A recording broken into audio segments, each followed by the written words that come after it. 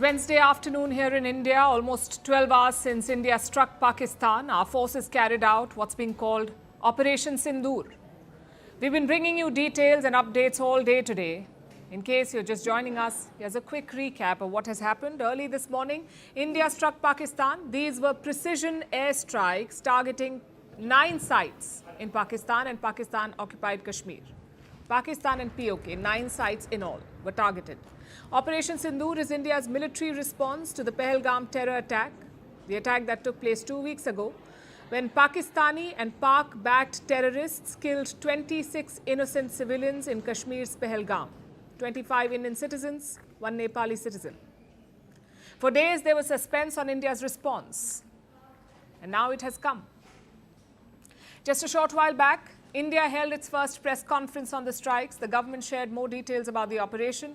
Foreign Secretary Vikram Misri led the briefing. He was joined by 2 senior women officers of the armed forces, Colonel Sofiya Qureshi of the Indian Army and Wing Commander Vyomika Singh of the Indian Air Force. Now, this too is a powerful message.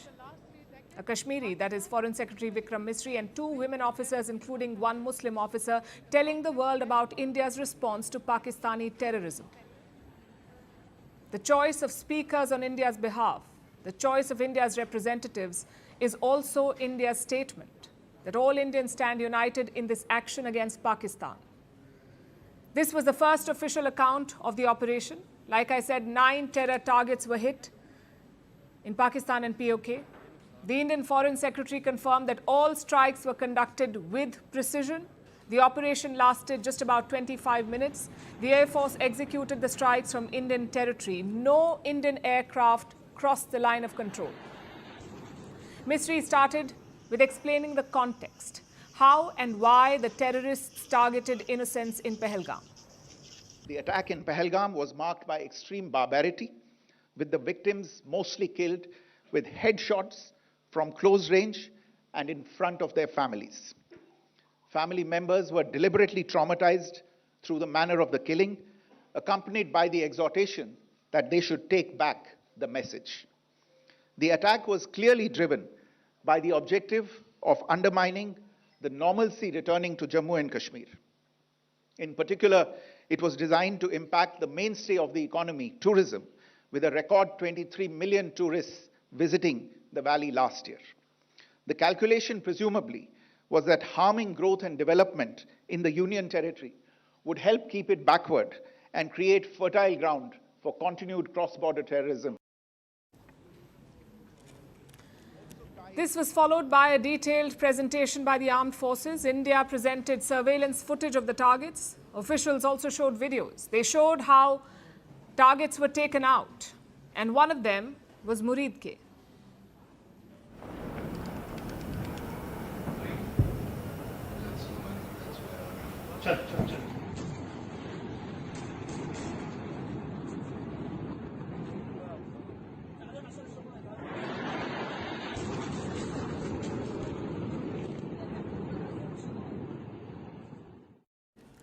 Muridke is the headquarters of Lashkar-e-Toiba. It is where terrorists like David Coleman Headley and Ajmal Kasab were trained.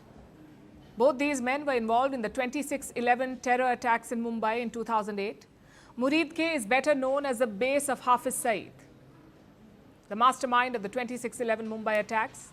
He is a United Nations designated terrorist, and he is behind the Pahalgam attack too. Hafiz Saeed leads a group called the Lashkar-e-Toiba. It is the parent body of the Resistance Front, TRF. And it is this group, the Resistance Front, that carried out the Pahalgam attack. Indian officials shared more videos. One of them was from a terror camp in Sialkot. This is in Pakistan's Punjab.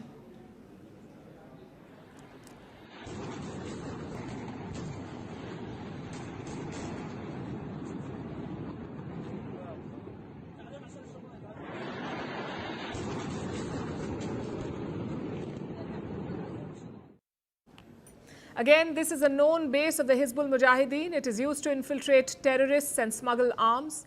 Another strike targeted a terror camp in Kotli. This is a key facility of the Jaish-e-Mohammed.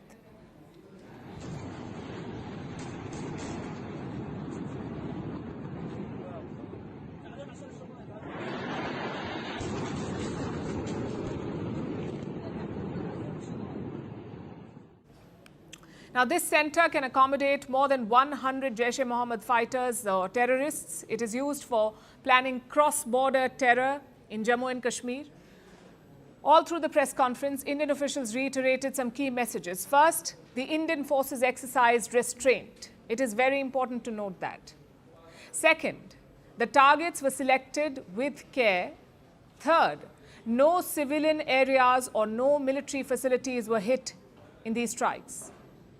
And fourth, the operation was focused, measured, and non-escalatory. Operation Sindoor was designed to punish Pakistan for the attack in Pahalgam. Foreign Secretary Misri confirmed that the resistance front was behind it.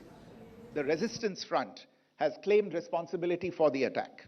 This group is a front for the UN-proscribed Pakistani terrorist group Lashkar-e-Taiba. It is notable that India had given inputs about the TRF in the half-yearly report to the monitoring team of the UN's 1267 Sanctions Committee in May and November 2024, bringing out its role as a cover for Pakistan-based terrorist groups. Earlier too, in December 2023, India had informed the monitoring team about Lashkar and Jaish-e-Mohammed operating through small terror groups such as the TRF. Pakistan's pressure to remove references to TRF in the April 25 UN Security Council press statement is notable in this regard. TRF is linked to Lashkar-e-Taiba. That's what the Indian Foreign Secretary has said. And there is direct evidence of Pakistani involvement. In fact, Pakistan has tried to protect the TRF. It tried to remove references to this group at the United Nations in the UN statement. India says these links are now established. The Indian investigation is progressing rapidly. Vikram Misri shared more details about that too. Investigations into the Pahalgam terror attack have brought out the communication notes of terrorists in and to Pakistan. The claims made by the resistance front and their reposting by known social media handles of the Lashkar-e-Taiba speak for themselves.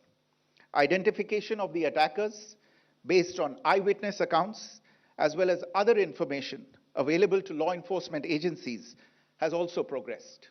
Our intelligence has developed an accurate picture of the planners and backers of this team. Misri said Pakistan has repeatedly misrepresented facts and obstructed global efforts to curb terror funding. India, he said, is not misled, nor is India silent. Operation Sindoor was India's response, a targeted mission informed by intelligence and backed by evidence.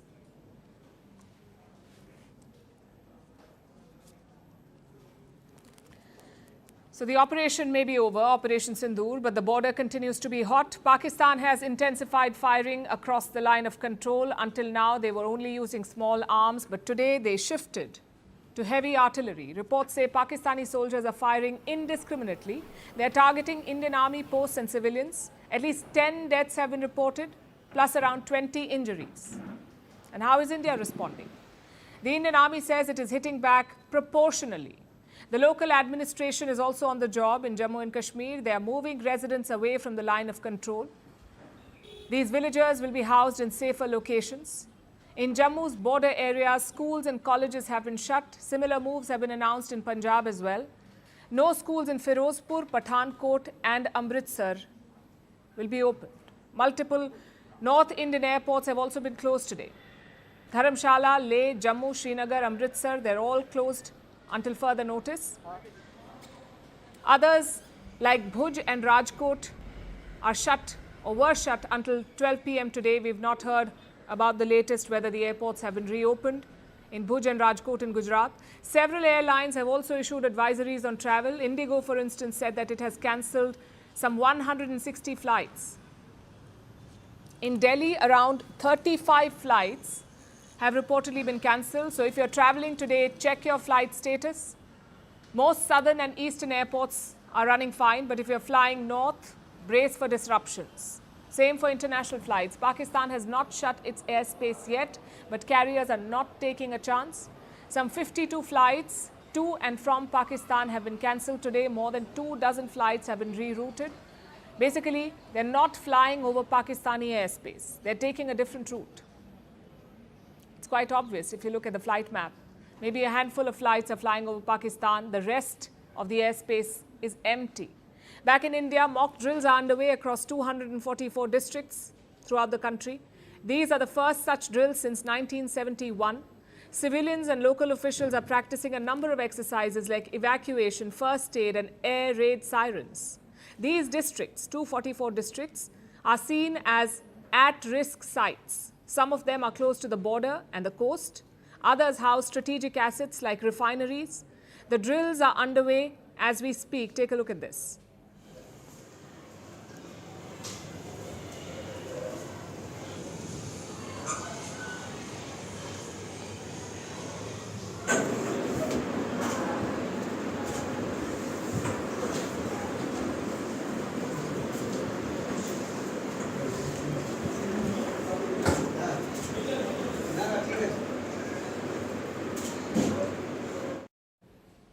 Several meetings are also being held today. First, Prime Minister Narendra Modi met National Security Advisor Ajit Doval. Then he chaired a cabinet meeting on security. And as we speak, a full cabinet meeting is underway.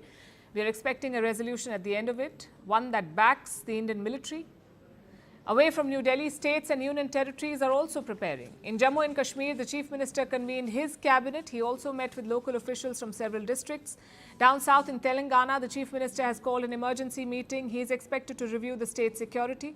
Basically, the whole country is on alert. The idea is to be prepared for any eventuality. What about the economy? How are the markets responding to India's action?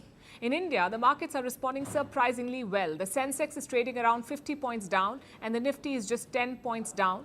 Clearly, investors do not expect these tensions to continue. They expect a de-escalation next.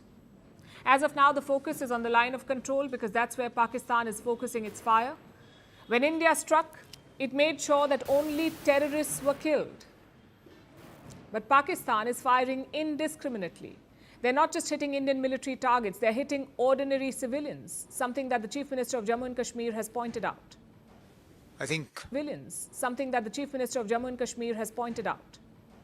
I think Government of India, the Indian Defence Forces have gone out of their way to ensure that no military and civilian targets were hit in Pakistan. They have only hit terror bases and launch pads. Unfortunately, the response has been anything but proportionate. Pakistan, as reports are coming in, has gone out of its way to target civilian populations. The next 24 hours will be crucial. A lot depends on how Pakistan reacts next.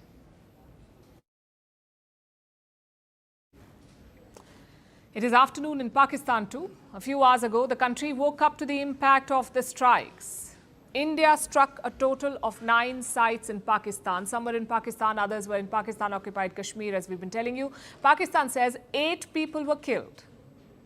Their Prime Minister, Shehbaz Sharif, has called it, and I'm quoting, an act of war. He has convened a National Security Council meeting. It is currently underway. The Pakistani military has also vowed to retaliate. इस बुज़दिलाना बिला इश्तियाल बिला जवाज़ हमले का भरपूर जवाब अफ़वाज पाकिस्तान पाकिस्तानी कौम की हमायत से दे रही हैं और देती रहेंगी. But Pakistan's defense minister is singing a different tune. It is this man, Khwaja Asif.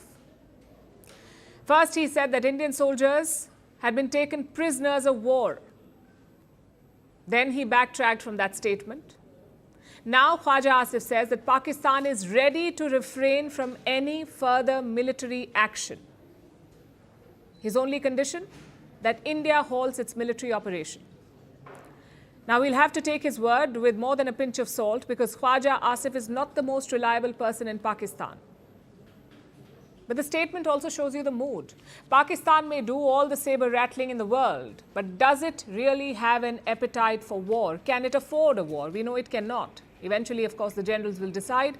Meanwhile, on the ground, residents remain in a state of panic, many of them jolted awake by the strikes.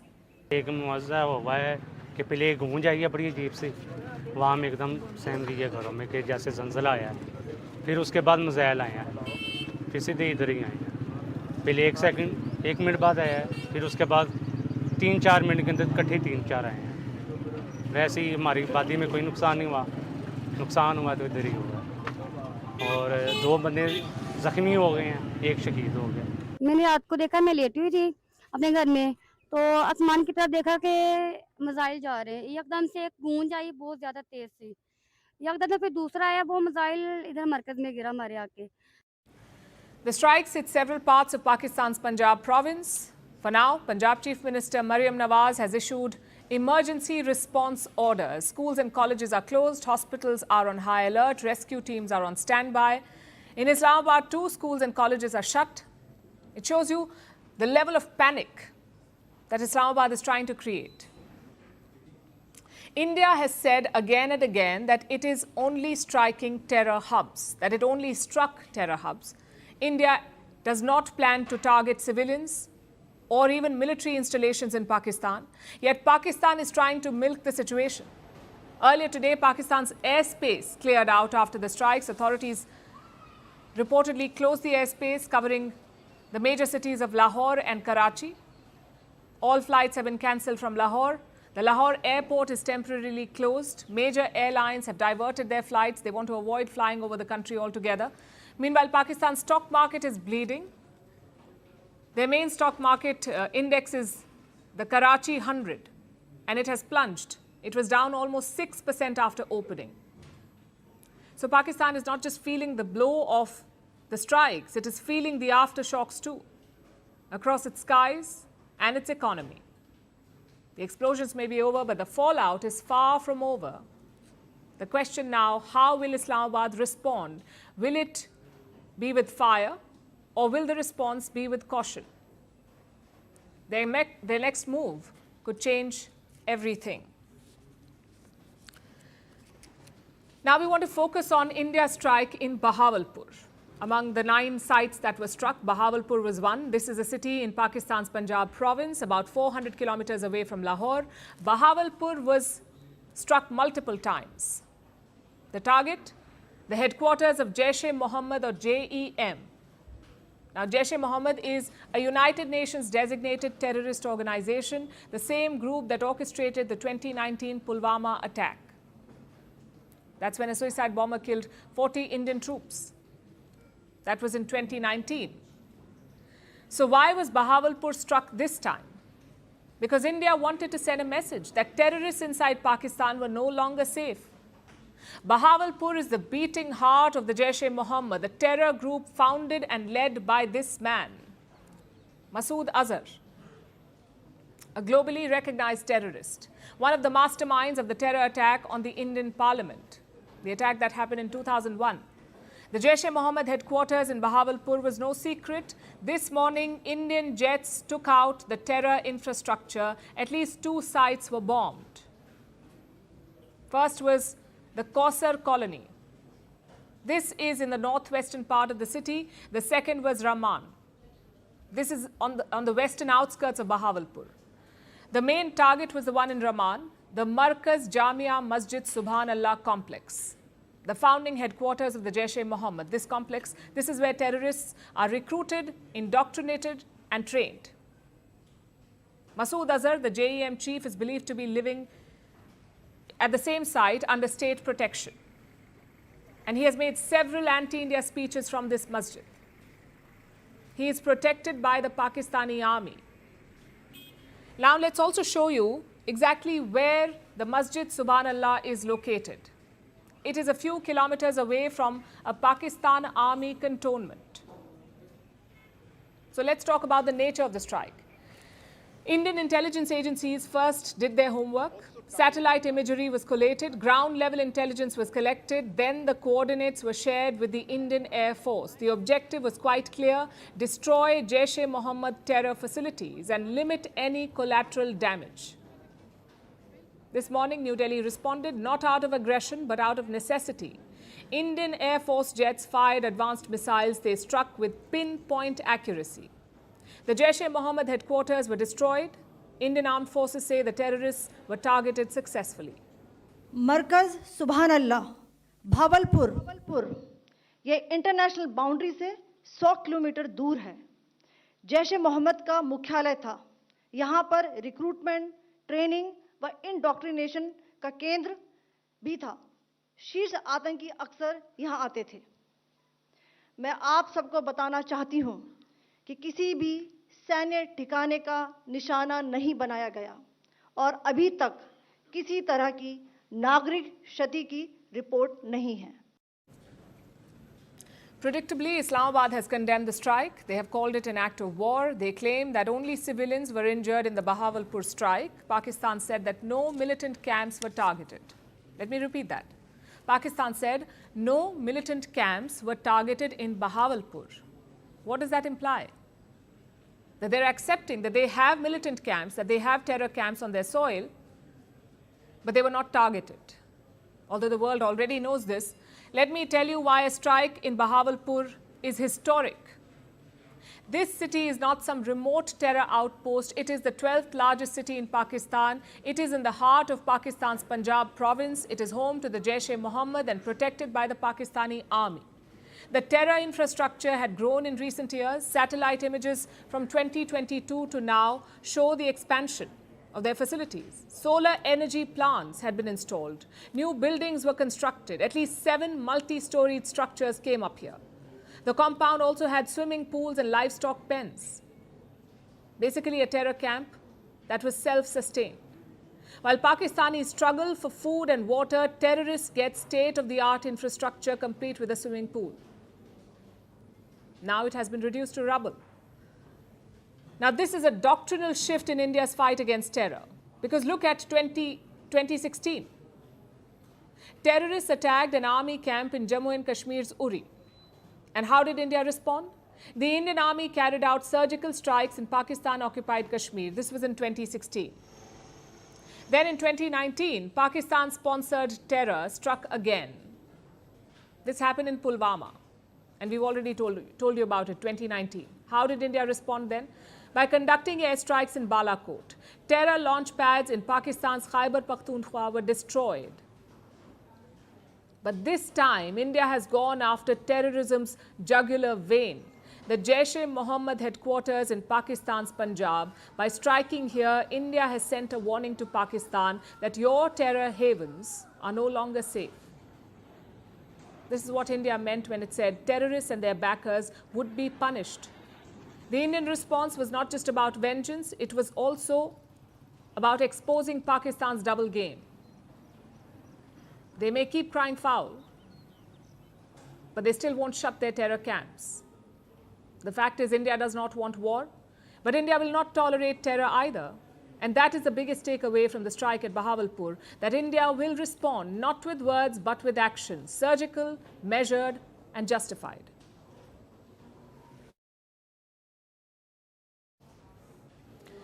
So tensions are escalating, the world is worried and rightly so.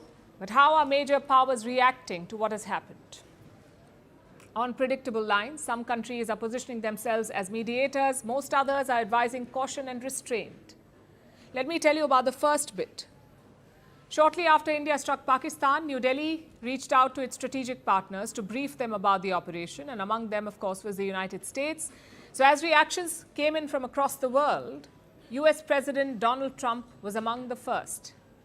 He was asked about Operation Sindoor at a press conference last night, and he called it a shame. Listen to this. It's a shame. We just heard about it just as we were walking in the doors of the Oval. Just heard about it.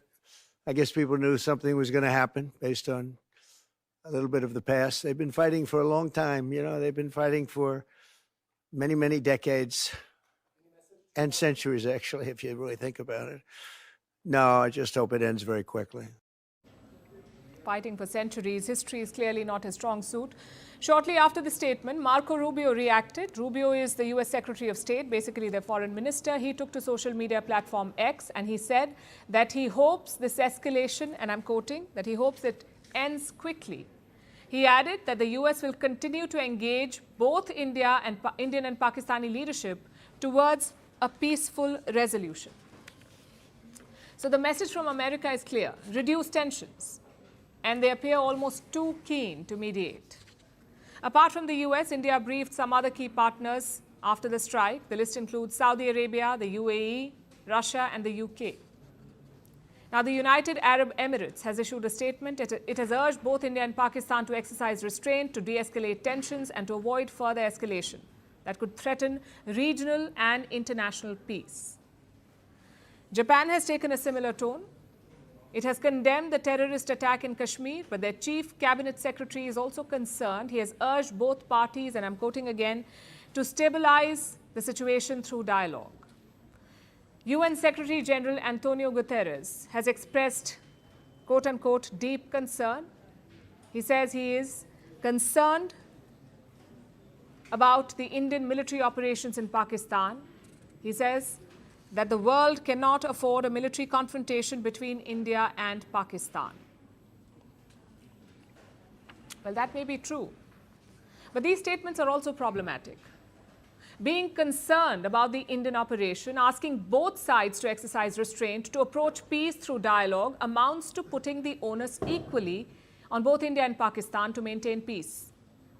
And that is a flawed approach, because one is an aggressor and promoter of terrorism, while the other is reacting to a provocation and dismantling terror camps. If anything, India is promoting the cause of peace by eliminating terrorists. So the onus of de-escalation should be on Pakistan. We know exactly what triggered these tensions: Pakistani terrorism. So expressing concern about India's response is honestly counterproductive.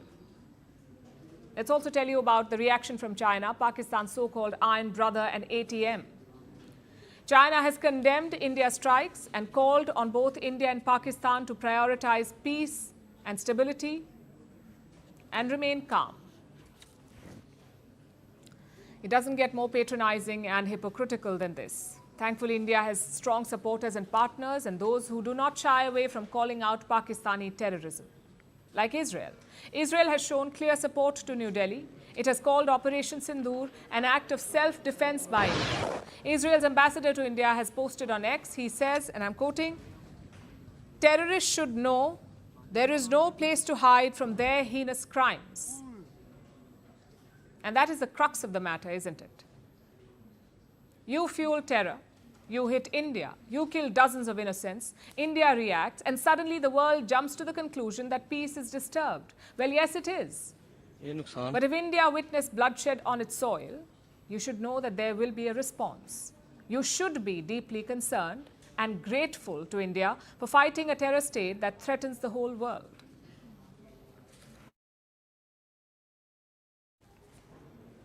Such an attack does not happen overnight. It has to be planned meticulously. All bases must be covered, all services must be united, all eventualities must be considered. So let's take a deep dive into India's Operation Sindoor. How was it planned? How was it carried out? And what weapons were used? The ball was set rolling by Prime Minister Narendra Modi himself. He met the 3 defense chiefs last week. In that meeting, he gave a clear message. The armed forces have complete freedom. They can decide when, how, and where to attack. After that, the defense chiefs got to work. In subsequent meetings, they offered options to Prime Minister Modi. And the goal was quite clear. India had to re-establish deterrence. Officials felt the effect of the 2019 Balakot strikes had worn off, hence the daring attack on Pahalgam this month. So another strike had to be carried out. Now we come to the operation. This was a very expansive military campaign. A total of 9 sites were hit, some in Pakistan, some in Pakistan-occupied Kashmir. These locations were selected by India's intelligence agencies, all of them chosen for a reason. The most important, as we told you, was Bahawalpur, a city in Pakistan's Punjab, right across Rajasthan's Thar Desert. This city is a stronghold of the Jaish-e-Mohammed, the terror group led by Masood Azhar. Azhar was born in Bahawalpur in 1968. He runs training and radicalization camps in the city. Some of the other targets were in POK, again, all home to terror camps. The operation was reportedly led by the National Security Advisor of India. That's Mr. Ajit Doval. He set up a special team to oversee the operation. Only a small group was aware of the attack and the plans. And once it was completed, once the strike was completed, the Prime Minister was briefed about it. Which brings us to the attack itself. Reports say India did not enter Pakistani airspace, meaning the projectiles were fired from Indian soil. They were fired from India. Now, this is a key difference from 2019. During Balakot, Indian jets crossed into Pakistan. They dropped bombs on Khyber Pakhtunkhwa province. But this time it was different. As for the weapons, we don't have confirmation yet. But some reports say that loitering munitions were used. These are basically suicide drones. They carry warheads and hover over the target area. And once locked on, this drone crashes onto the site. That's how India reportedly mounted this attack. It's a very significant operation. India's deadliest strike on Pakistan since the 1971 war. And yet it wasn't excessive. India made it clear that only terrorists were targeted. Not Pakistani civilians, not even Pakistani soldiers, only Pakistani terrorists. Plus, the strikes used precision weapons. The idea was to hit the targets using pinpoint accuracy. So New Delhi's message is pretty clear. We will hit back, but we will do so responsibly. As we've been saying, the ball is now in Pakistan's court. Let's see if they recklessly climb the ladder of escalation or if they choose restraint.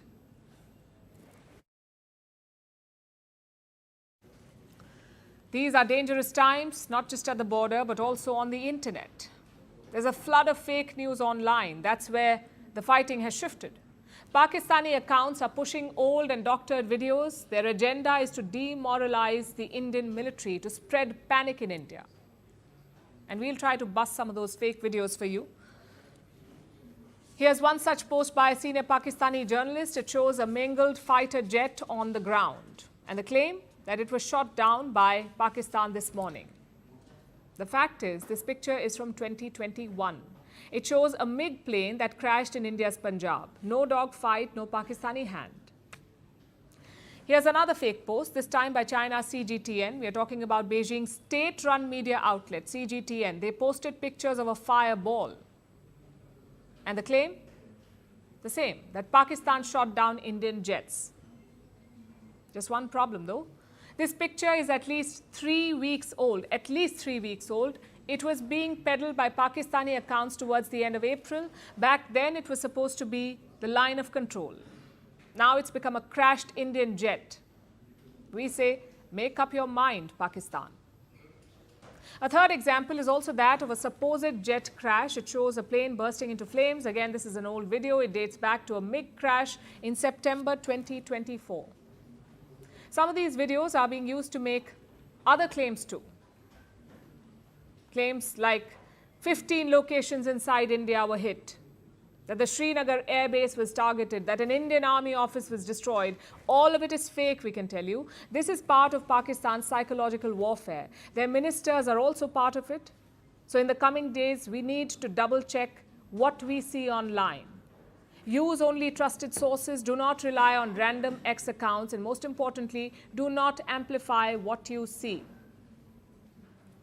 People have pointed out a new trend on social media. Pakistani users are pretending to be Indians on X and Instagram. Their accounts may display the Indian flag. Their names may resemble those of Indian veterans. But these are propaganda accounts, Pakistani propaganda accounts. Do not trust them blindly. Same for news agencies with an agenda. We just showed you an example. China CGTN.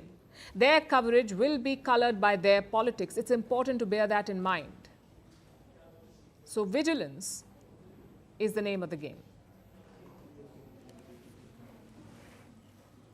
This is a developing story. We are tracking all reactions. We are tracking all advisories. We can tell you that the US and Sweden have issued advisories on travel to Pakistan. There's a lot that's coming here. Stick to trusted sources of information and stay with Firstpost for all the latest updates on India's action against Pakistan. Also tie in with Pakistan's long track record.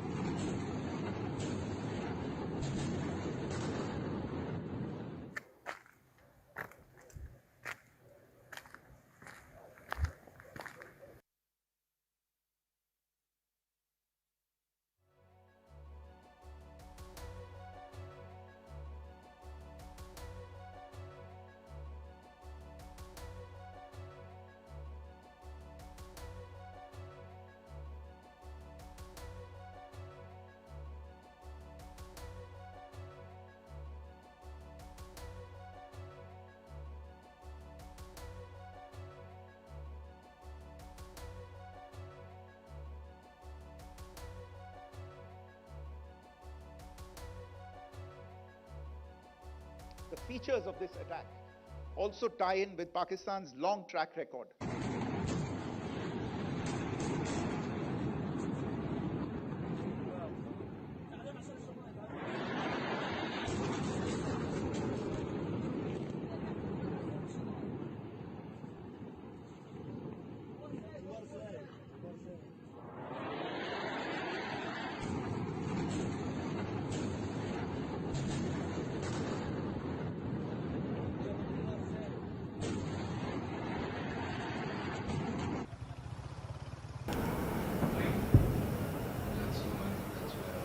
चल